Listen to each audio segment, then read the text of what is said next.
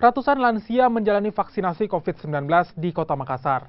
Vaksinasi yang diinisiasi Ikatan Wanita Tionghoa ini digelar untuk melindungi kesehatan diri dan keluarga dari penyebaran COVID-19. Vaksinasi COVID-19 bagi lanjut usia digelar di lantai dasar Mall Pinisi Point, Makassar.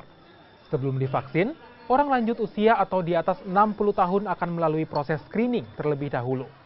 Dinas Kesehatan Kota Makassar mencatat sebanyak 400 orang berusia lanjut menjalani vaksin COVID-19. Sebagian besar dari peserta merupakan warga Tionghoa yang berprofesi sebagai pedagang.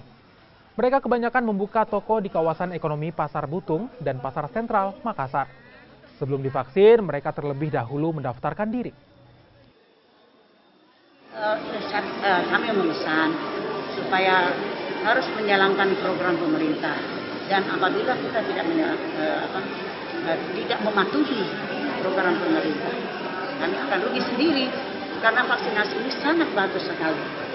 Itu kami anjurkan untuk seluruh masyarakat di Indonesia ini supaya turut serta untuk membantu program kerja ini.